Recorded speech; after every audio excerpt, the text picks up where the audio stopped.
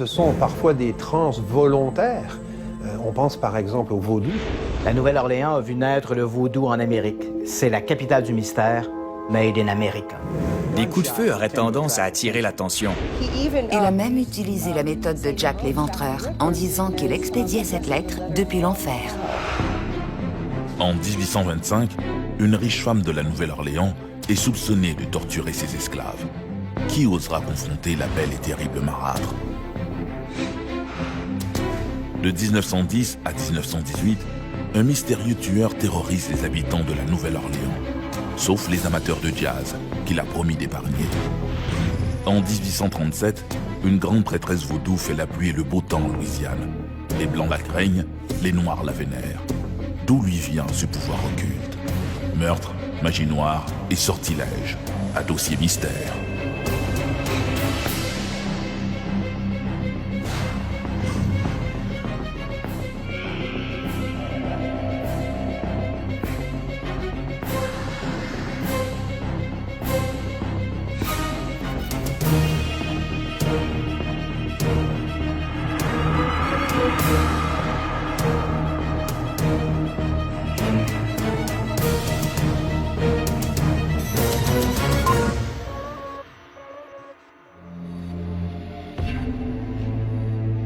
La Nouvelle-Orléans s'est développée sur un aire de débauche. Sin City, la ville du péché comme on l'appelait, était un no man's land où la corruption régnait. Le vice attirait les aventuriers et les pirates qui y faisaient des affaires d'or. Le trafic des esclaves y était florissant. Toutes les grandes villes du monde ont eu droit à leurs personnages infâmes, amplifiés par la légende. La Nouvelle-Orléans, la ville de tous les excès, ne pouvait pas échapper à la naissance d'un tel monstre.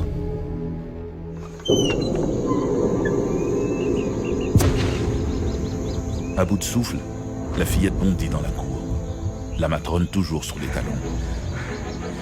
Elle cherche un abri, mais ne trouve rien. Derrière elle, Madame Lalaurie, les yeux exorbités par la rage, font l'air de cette cravache qu'elle tient à bout de bras. Désemparée, elle retourne vers la demeure de sa maîtresse. Baissant la tête et évitant de justesse le fouet, la fillette replonge en avant. Elle esquive un autre coup et court vers le portique, s'engouffre à nouveau dans la maison, toujours poursuivie par la femme en colère.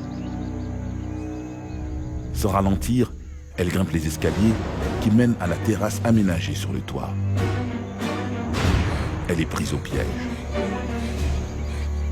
Sans ménagement, la femme frappe la fillette. Mue par l'instinct de conservation, l'enfant se redresse et enjambe la balustrade.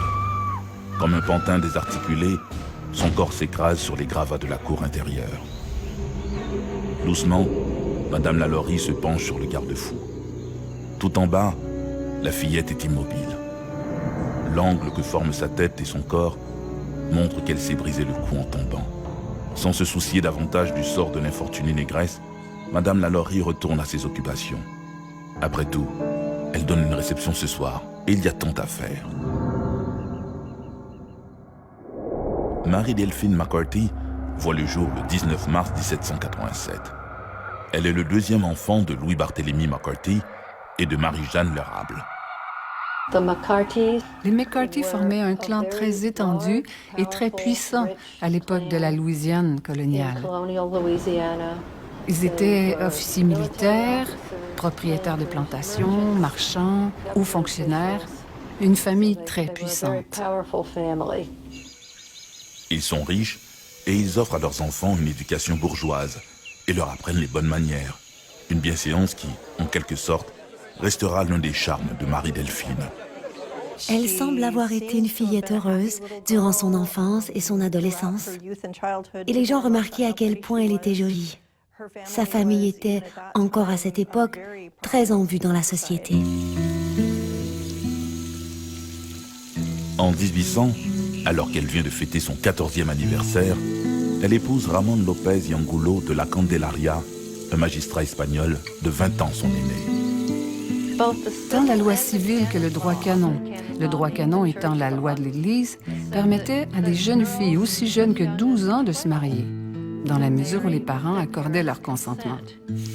Et Il était fréquent que de très jeunes femmes épousent des hommes beaucoup plus âgés qu'elles. Parfois, ces hommes étaient aussi âgés que leur père, voire plus âgés. Ils se mariaient, puis rencontraient des difficultés parce qu'ils n'avaient pas demandé la permission du roi. Pour les représentants officiels du gouvernement espagnol et pour le personnel militaire, il était interdit d'épouser des femmes locales sans la permission du roi. Il connut donc de grandes difficultés. On l'a suspendu de ses fonctions. On l'a envoyé en exil en Espagne pour environ 5 ans. Et finalement, après avoir obtenu son pardon, il a été nommé consul d'Espagne à la Nouvelle-Orléans. À son retour vers la Louisiane, le bateau a fait naufrage sur les côtes cubaines et il y a trouvé la mort. Sa jeune veuve, enceinte de 8 mois et demi, se retrouve sans aucune source de revenus. Le temps d'accoucher de son premier enfant, Delphine rentre en Nouvelle-Orléans pour y vivre son deuil. Elle est revenue en Louisiane et a vécu sur la plantation avec ses parents. Sa mère est morte et elle a hérité d'une importante somme d'argent et, en 1807, elle a épousé Jean Blanc, un Français, qui était très différent de son premier mari, Lopez d'Angulo. Il était bien connu dans la société de la Nouvelle-Orléans. C'était un orateur, un politicien, un homme d'affaires. C'était également un négociant d'esclaves associé avec des pirates. On le savait associé avec Jean Lafitte. Et son frère, ainsi que d'autres gens de son entourage, étaient impliqués dans des entreprises pas très légales à la Nouvelle-Orléans. Puis il est mort. Il est mort en 1815. Peu après, son père meurt et elle hérite de beaucoup d'argent. La voilà donc veuve. Elle est mère de 5 enfants, très riche, propriétaire de plusieurs domaines et d'esclaves. Et voilà que le troisième mari entre en scène. Après le décès de son second mari, Delphine, maintenant dans la trentaine, est une veuve immensément riche et elle est courtisée. L'un de ses soupirants se nomme Léonard Louis-Nicolas Lalaurie, un jeune Français fraîchement débarqué à la Nouvelle-Orléans. Il a étudié la médecine à l'université de Toulouse. Il avait 16 ans de moins qu'elle, venait d'une famille de classe moyenne d'un petit village de France. Son père et son frère étaient tous deux médecins. Lui venait tout juste d'obtenir son diplôme d'une école de médecine et il était venu à la Nouvelle-Orléans pour chercher fortune. Il apparaît comme un jeune homme très naïf. Il était ambitieux et son père lui avait dit « Va là-bas, établis-toi en tant que médecin, épouse une femme riche et reviens. » Alors, qui rencontre-t-il? Delphine. C'est à cette époque que les rumeurs de maltraitance commencent à circuler. Au fil des années, il y a eu plusieurs épisodes où Madame Lalaurie et le docteur Louis Lalaurie ont dû comparaître en cour pour répondre à des accusations de maltraitance d'esclaves. Les visiteurs qui allaient chez eux remarquaient que les esclaves étaient émaciés, mal nourris. Quelques-uns avaient des cicatrices causées par des coups de fouet. À voix basse, on raconte que Madame Lalaurie imposerait à ses domestiques des punitions cruelles et sadiques. Si la loi autorise les châtiments corporels, elle dit aussi que ces corrections doivent être administrées avec modération. Le meurtre et les mutilations d'esclaves sont strictement interdits. Une histoire raconte que les Lalaurie auraient été amenés en cour et qu'on leur aurait retiré plusieurs esclaves parce que ceux-ci auraient été abusés. Ces esclaves ont été ramenés au marché de Congo Square pour être vendus à nouveau. Mais des connaissances des Lalaurie les ont achetés et les ont ramenés à la maison des Lalaurie. Malheureusement pour ces esclaves, les voilà à nouveau sous le joug de Delphine Lalaurie. Ils connaissent déjà le sort cruel que leur réserve la riche propriétaire. C'est le genre de choses qui se passaient. Non seulement maltraitaient-ils leurs esclaves, mais ils étaient sournois avec eux et ils posaient des actions interdites, même à l'époque.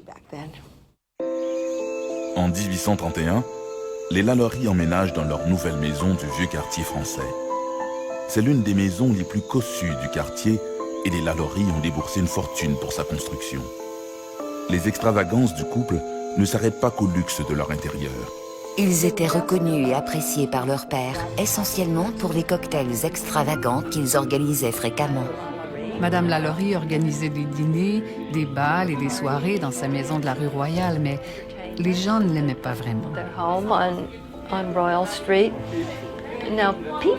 Je crois qu'elle devait être arrogante parce qu'elle était très riche. Mais il y avait aussi de ces rumeurs d'abus d'esclaves qui commençaient à circuler. Peu après son mariage, elle avait été convoquée à plusieurs reprises devant la cour criminelle, mais n'avait jamais été condamnée. Les gens savaient ce qu'elle faisait, mais pourquoi venaient-ils à ses fêtes? D'ailleurs, ces rumeurs, se disent les convives, sont sans doute exagérées. Il est vrai qu'il y a un roulement d'esclaves chez les Lalaurie. Mais lorsqu'on s'informe du sort des disparus, Delphine explique qu'ils sont en congé. Ou mieux encore, qu'ils ont été affranchis. Tout s'explique. À l'automne de 1833, les rumeurs de sévices montent d'un cran. Une voisine raconte avoir vu Madame Lalaurie poursuivre une jeune domestique jusque sur le toit de la maison. Dans les premiers mois de 1834, Madame Lalaurie a fait les gros titres des journaux locaux. Elle se préparait pour une de ces soirées. Elle est dans le boudoir où une jeune esclave du nom de Lia s'occupe d'elle. C'est une enfant esclave qui n'a que 12 ans. Lia coiffait les cheveux de Madame, qui a de longs cheveux noirs qu'elle remonte sur le dessus de sa tête. Une opération qui prend des heures de soins. À un moment donné, le peigne de Lia s'est pris dans un nœud et elle a tiré les cheveux de Madame Lalaurie. Dans un moment de rage, on raconte que celle-ci a pris la queue de bœuf sous la table de maquillage et qu'elle s'est mise à battre la fillette. En panique, la jeune esclave Alia s'est enfuie dans la cour. Elle sait qu'à la moindre erreur, les esclaves sont sévèrement corrigés à coups de fouet. Et plus elle court, plus elle sait que sa maîtresse va s'enrager davantage après elle. Mais que faire d'autre que fuir? Lia s'est réfugiée sur un petit balcon qui surplombait la cour. Voulant échapper à la fureur de sa maîtresse, elle a enjambé le garde-fou, a perdu pied et s'est tuée en tombant dans la cour.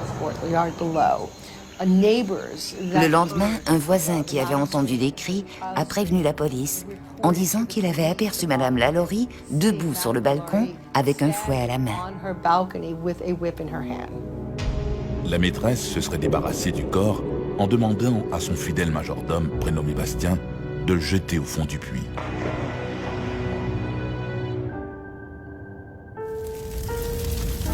Le 10 avril 1834, en matinée, un feu éclate au domaine des Lalaurie. Le 10 avril 1834, un incendie éclate dans la maison des Lalaurie. Le feu avait pris naissance dans la cuisine. Maintenant, la configuration de la maison était telle que la partie avant, qui avait 3 étages, était la principale section de la maison.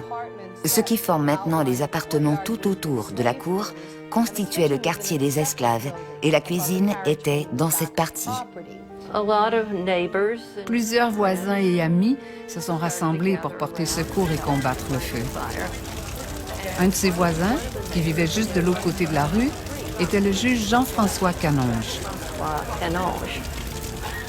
Bien sûr, il avait eu vent de ces rumeurs à propos des esclaves emprisonnés. Et forcément s'est mis à demander « Qu'en est-il des esclaves? » Une esclave enchaînée à la cuisinière avoue avoir mis le feu pour se libérer du joug de sa maîtresse. Elle insiste. Il y a beaucoup d'esclaves enchaînés dans le grenier. La porte était verrouillée et cadenassée de l'extérieur et on pouvait entendre des cris et des pleurs en provenance de l'intérieur. Il a fallu un pied de pitch pour enfoncer la porte. Madame Lalaurie a fait aménager cette chambre spéciale, un cachot qui n'est rien de moins qu'une salle de torture. Au grenier, on a trouvé ces esclaves dont les mieux portants étaient enchaînés, suspendus par le cou. D'autres portaient de lourds colliers d'acier. Ils étaient émaciés, avait été battu. Beaucoup de gens se trouvant dans cette pièce étaient morts, mais il y avait quelques survivants qu'on a transportés dans des hôpitaux de charité pour qu'ils y reçoivent des soins médicaux. Ils étaient pratiquement morts et tout le monde les a vus. Si bien que s'il y avait eu des rumeurs à propos de sa conduite, maintenant, on en voyait la preuve. Pendant ce temps, rue Royale, les Lalaurie se sont enfermés chez eux. Ils surveillent avec appréhension la foule. La foule s'est mise à se rassembler autour de la maison. Et tout en laissant leur colère monter, ils attendaient que le shérif vienne l'arrêter. Furieux, les gens leur crient des insultes et les invitent à sortir pour les lyncher. Et vif comme l'éclair, Bastien, son majordome, amène une voiture devant la porte d'entrée. Elle saute à bord et puis elle prend la route du bayou en direction du lac. Aujourd'hui, on a des preuves que les Lalaurie avaient de la famille sur la rive nord du lac. Il y a également des documents qui démontrent que dans les semaines qui ont suivi, la famille Lalaurie était à New York et s'embarquait sur un bateau pour Paris. Nous savons précisément à quel moment ils se sont embarqués pour la France. Et nous connaissons même le nom du navire à bord duquel ils ont voyagé, puisque le poète américain William Cullen Bryant était sur le même bateau. Il a rapporté le fait dans son journal.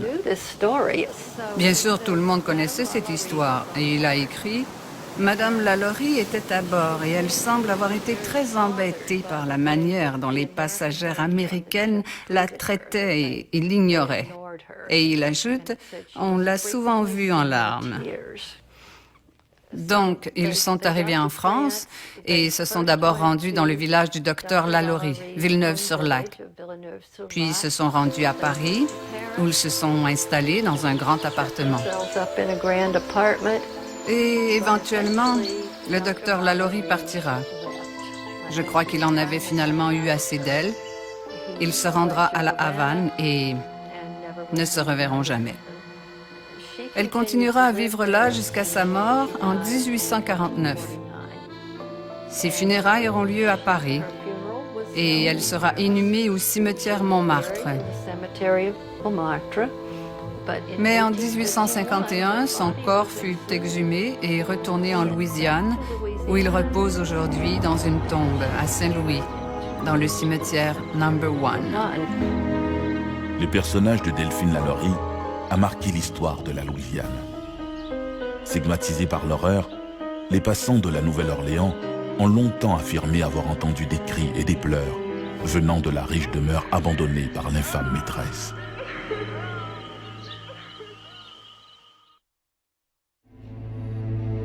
La maison Lalaurie, à la Nouvelle-Orléans, est aujourd'hui une référence pour les amateurs de sensations fortes. Les guides touristiques se plaisent à raconter l'histoire sordide de Madame Lalaurie et de ses esclaves. À quelques rues de là, des petites maisons de bois témoignent discrètement d'une histoire plus sordide encore.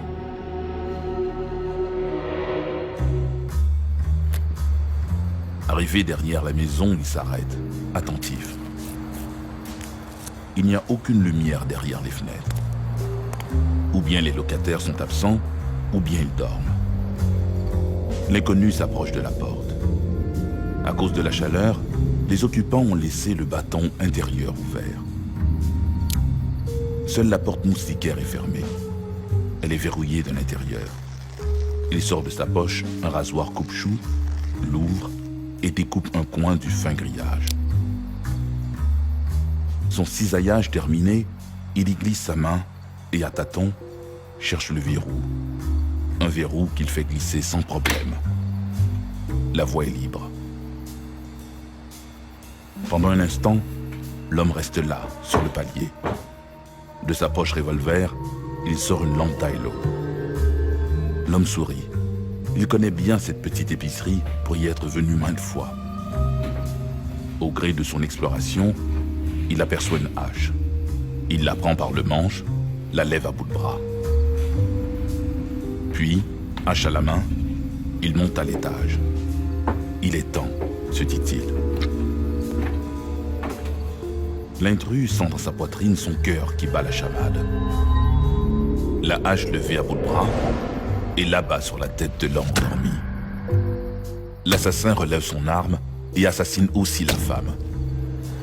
Puis, comme si cette boucherie était insuffisante, il sort de sa poche son rasoir et leur tranche la gorge, à l'un et à l'autre.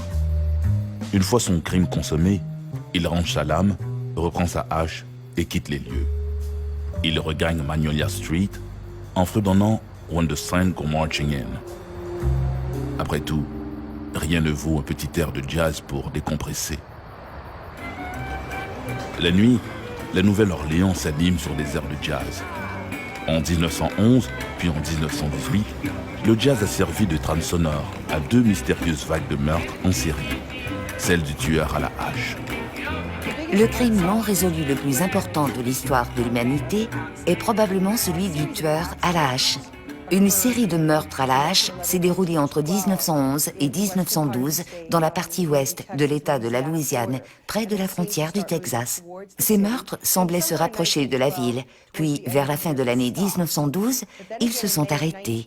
Puis en mai 1918, les crimes ont repris, mais cette fois dans la ville de la Nouvelle-Orléans.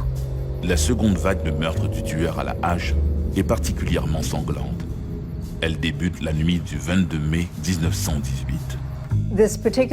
Cette personne ou groupe de personnes, parce que certains croient qu'il y a plus d'un coupable, s'introduisait durant la nuit par la porte arrière des demeures en cisaillant la moustiquaire pendant que les gens dormaient.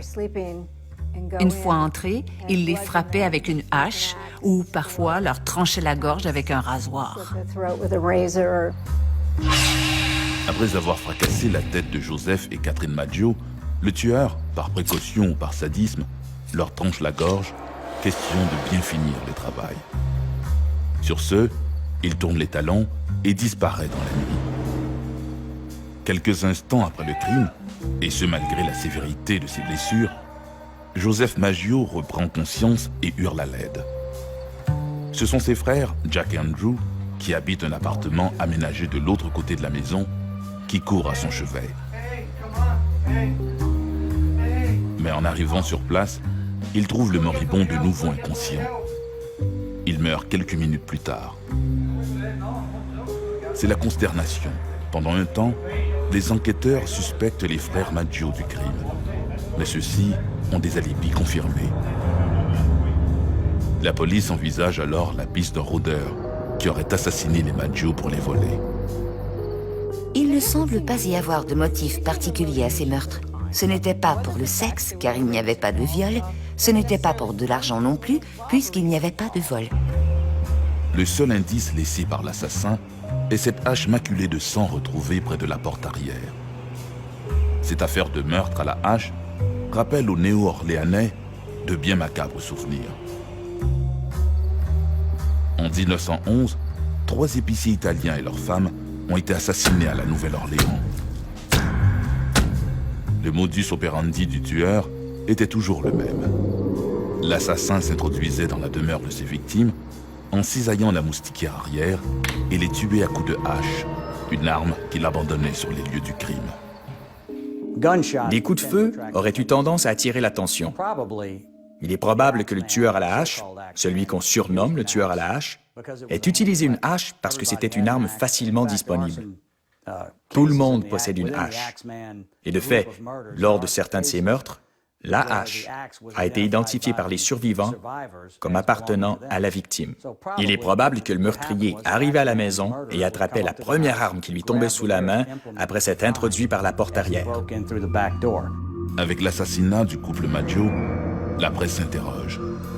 Le mystérieux tueur à la hache de 1911 aurait-il repris du service ? Définitivement, je crois que les meurtres sont reliés. Ceux qui se sont déroulés en 1911-1912 et ceux qui se sont déroulés à la Nouvelle-Orléans en 1918. Plusieurs pensent qu'il s'agit d'un tueur en série qui aurait été incarcéré pour un autre motif, par exemple des vols, entre les 2 séries de meurtres. Une fois libéré à la fin de sa peine, il aurait recommencé dans une autre zone de l'État. Le 5 août, une femme enceinte de 6 mois est retrouvée ensanglantée dans sa résidence.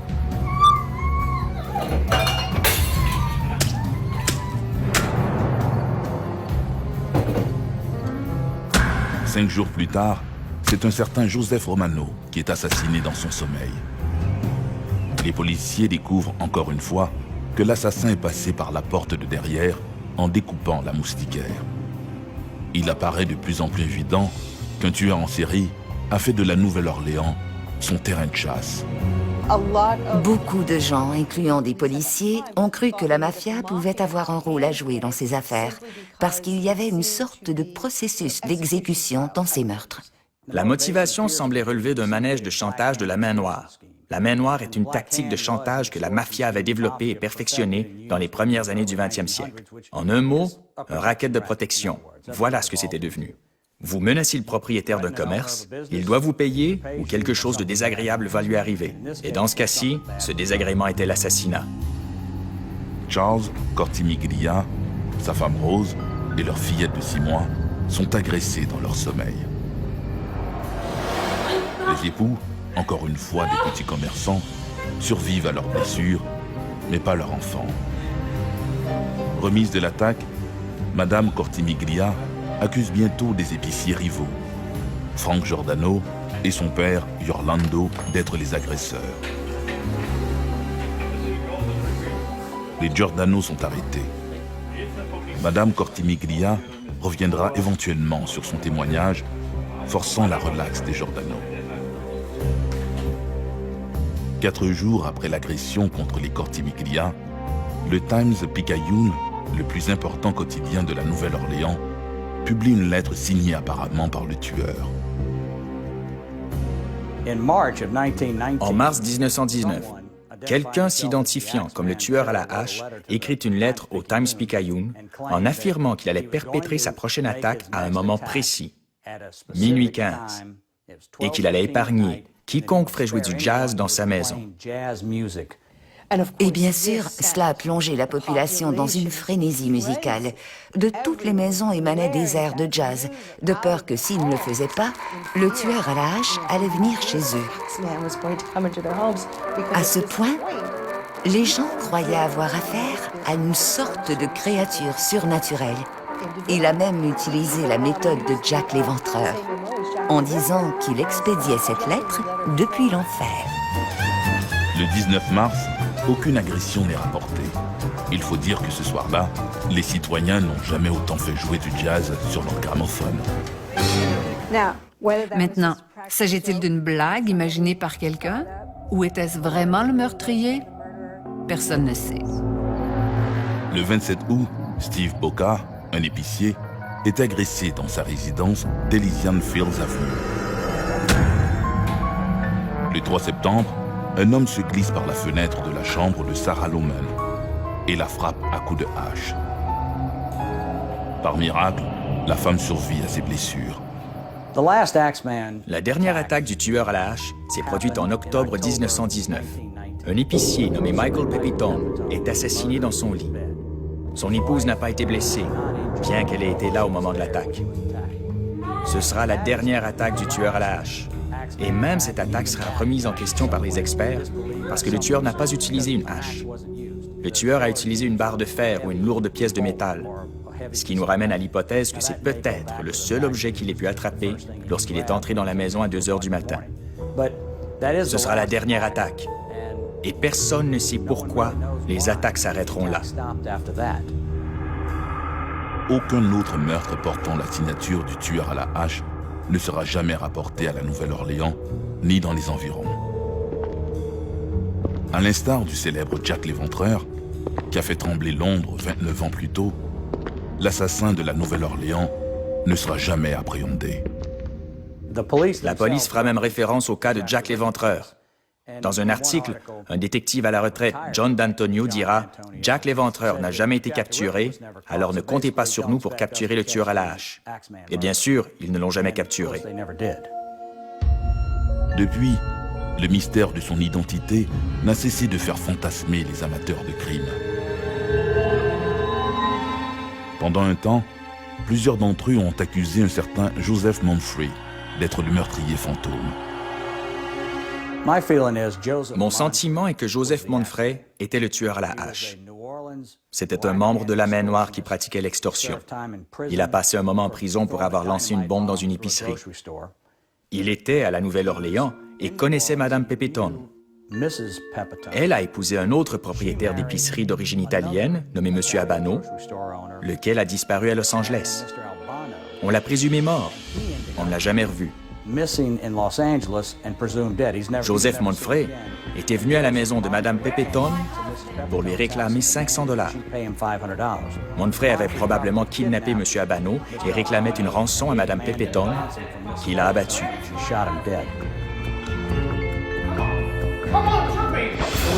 Après la mort de cet homme, il n'y a plus jamais eu de crime à la hache.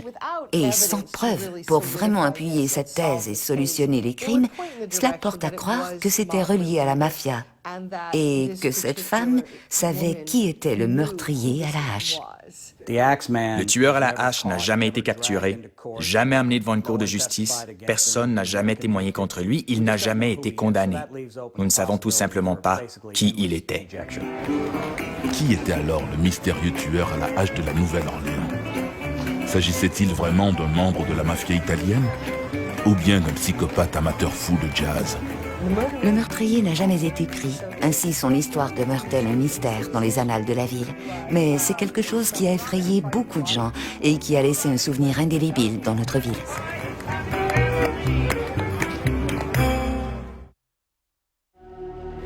Le jazz, prisé par le tueur à la hache, est un mélange de musique issue des champs de travail des esclaves noirs de la Nouvelle-Orléans. Ce trafic humain allait donner à la ville du péché une signature unique, le vaudou louisianais.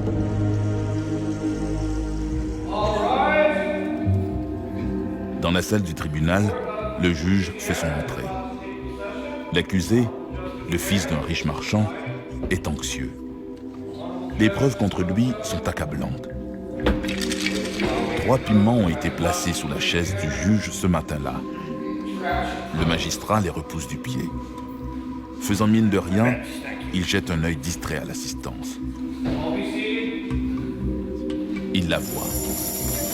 Elle est là, assise au premier rang. Elle le fixe de son regard perçant. Le juge consulte ses notes.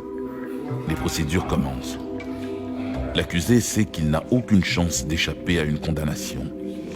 Les preuves parlent d'elles-mêmes. Mais le juge est mal à l'aise avec cette cause. Marie Laveau, la grande prêtresse vaudou, qui le fixe toujours, est la plus redoutable adversaire de la Louisiane.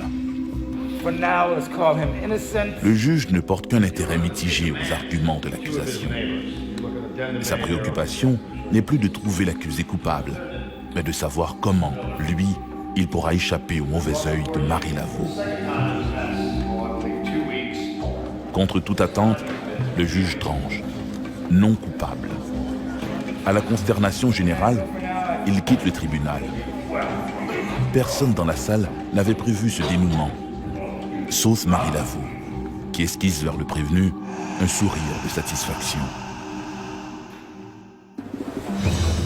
Venue d'Afrique avec les esclaves africains au XVIIIe siècle, la pratique du culte vaudou se répand parmi la population noire de la Nouvelle-Orléans. Pour la population blanche, il y a péril dans la demeure. Ces pratiques mystérieuses sont perçues comme subversives par la bourgeoisie blanche, qui ne se sent plus en sécurité nulle part à la Nouvelle-Orléans. C'est là qu'une habile métisse de la Nouvelle-Orléans va changer les mœurs de la ville, Marie Laveau. Sous son influence, magie noire, vaudou et christianisme vont enfin cohabiter. Quelque chose d'intéressant à propos de la Louisiane, c'est que le culte vaudou est la seule religion afro-catholique à s'être développée en Amérique du Nord. Et c'est parce que la Louisiane était à la fois française, espagnole et catholique, et non pas anglaise et protestante. Il n'y avait rien dans la religion protestante à quoi les esclaves africains pouvaient se rattacher. Alors, ça ne s'est pas développé dans le reste du Sud. Après la disparition de son premier mari, la veuve Paris, comme on l'appelle alors, se trouve un emploi comme coiffeuse. Ce travail lui permet de côtoyer les femmes blanches et créoles de la Nouvelle-Orléans. C'était une femme éduquée, qui parlait plusieurs langues et qui avait suivi une formation de coiffeuse. À titre de dot, son père lui avait acheté une propriété dans le quartier français lors de son mariage avec Jacques Paris, un homme de couleur mais libre. Quelques mois après le mariage, Jacques Paris disparaît mystérieusement et elle commence à se faire appeler la veuve Paris. Elle prétend que son mari a été tué, car à l'époque, à titre de femme catholique, elle ne pouvait pas obtenir le divorce. Elle aurait été considérée comme une femme abandonnée. Les veuves sont respectées et comme c'est une femme d'affaires, elle avait besoin du respect de la communauté. Elle insistait pour se faire appeler la veuve Paris. Autour de 1826, elle entre dans une relation de concubinage avec un homme blanc, descendant de la noblesse française, nommé Christophe Clapion. Et ils auront 7 enfants ensemble. Elle a de l'entre-gens et ses épouses frustrées se livrent facilement à elle, l'informant des derniers scandales et des rumeurs les plus choquantes. Peu à peu, Marie Laveau devient la gardienne des secrets scabreux de cette bourgeoisie féminine. En tant que coiffeuse, Marie Laveau était également infirmière, parce qu'à l'époque, les coiffeuses et les barbiers étaient autorisés à poser certains gestes chirurgicaux, comme retirer des verrues ou des kystes. Elle n'avait pas de boutique et elle se déplaçait dans les maisons pour coiffer les dames. Quelques-unes étaient malades, avaient un mal de gorge ou un petit bobo, et elle les soignait également. Marie s'est écoutée.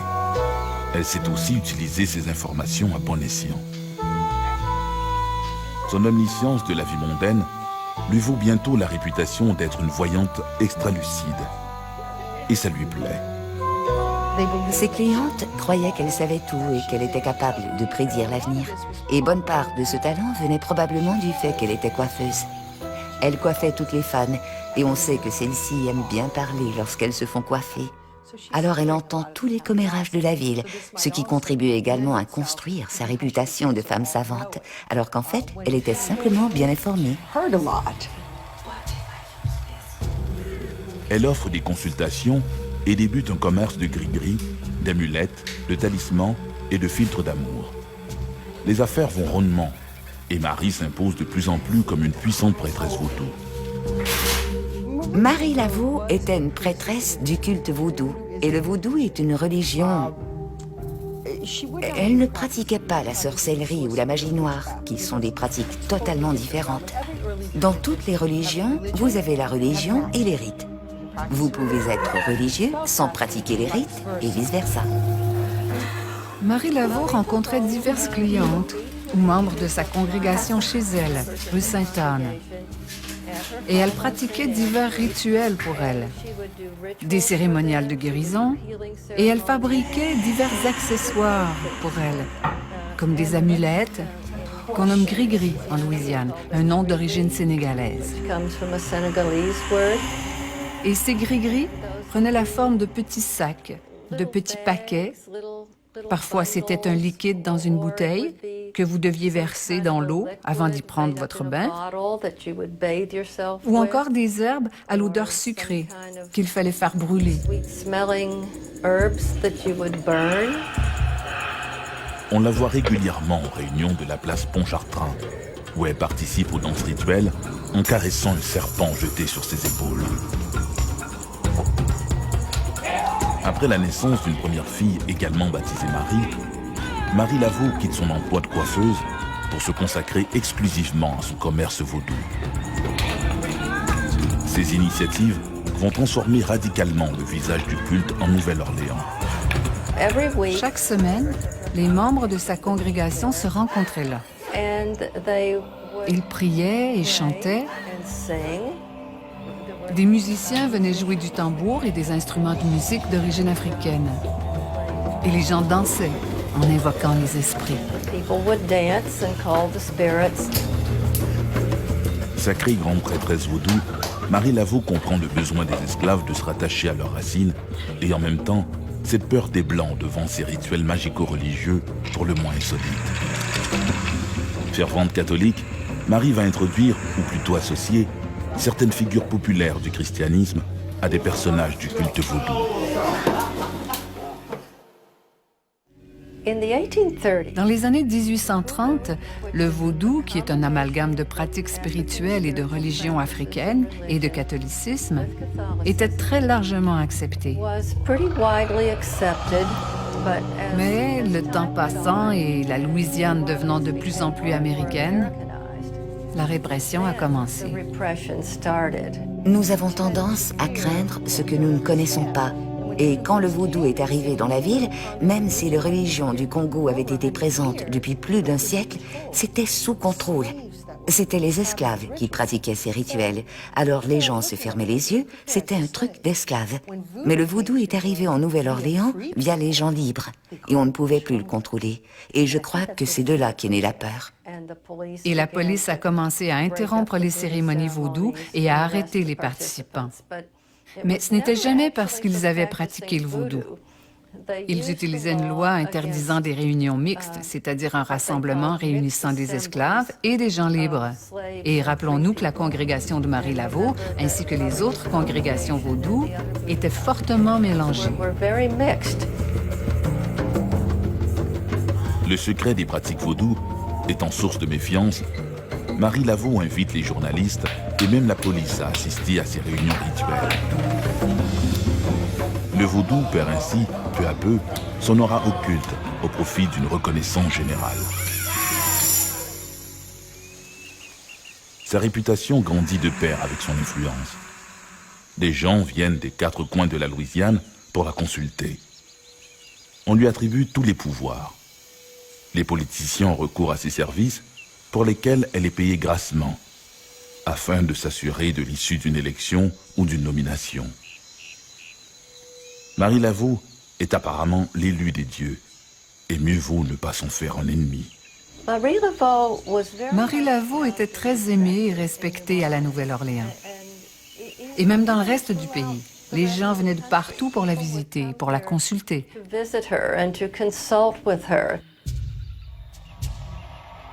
À l'automne 1837, l'arrestation du fils d'un marchand prospère va contribuer à la célébrité de Marie Laveau. La riche famille bourgeoise promet à la grande prêtresse vaudou de lui donner une maison près de Congo Square si elle fait innocenter leur fils. Le matin du procès, Marie Laveau prend 3 piments et se rend à la salle du tribunal.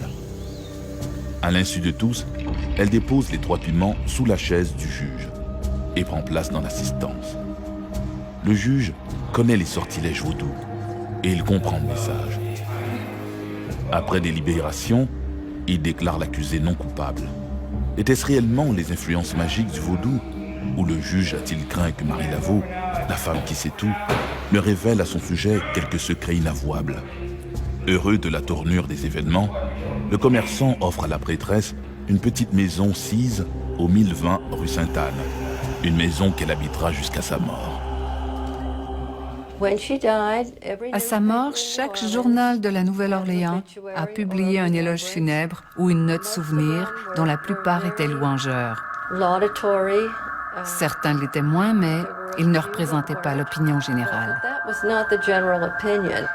Beaucoup de gens n'avaient pas compris que Marie Laveau était une grande humaniste. Elle était aux côtés de Pierre-Antoine durant l'épidémie de fièvre jaune à titre d'infirmière bénévole. Elle accueillait les gens chez elle pour les soigner, sans égard pour leur race ou leur capacité de payer. Je crois que son héritage social est remarquable. Et aujourd'hui, ici, à la Nouvelle-Orléans, tout le monde aime Marie Laveau. On peut se procurer des poupées à l'effigie de Marie Laveau, acheter des albums à colorier et des poupées de carton Marie Laveau. Elle est très populaire. Sa petite maison, près de Congo Square, est une attraction touristique très visitée. Et Marie Laveau demeure une icône de la culture populaire de la Nouvelle-Orléans. À sa mort, plusieurs personnes à la Nouvelle-Orléans ont signé une pétition adressée à l'Église catholique afin qu'on la canonise. Elle était aimée à ce point et on l'aime toujours autant aujourd'hui. C'est par milliers que les gens se rendent sur sa tombe afin de lui rendre hommage, lui demander des faveurs, déposer des offrandes. C'est la 2e tombe la plus visitée à la Nouvelle-Orléans, juste derrière celle d'Elvis Presley. Née d'un mélange de folklore, de croyances, de superstitions et de magie noire, encore aujourd'hui, la Nouvelle-Orléans demeure la ville des excès et du vice. Son célèbre Mardi Gras, riche en couleurs, n'est que l'expression de cette exubérance synonyme de plaisir. C'est une ville comme il n'en existe aucune autre aux États-Unis. Et si pour les touristes la Nouvelle-Orléans est la ville qui a vu naître le jazz, elle est aussi celle de Marie Laveau, de Delphine Lalaurie et du mystérieux tueur à la hache. Une ville de contraste et de sortilèges.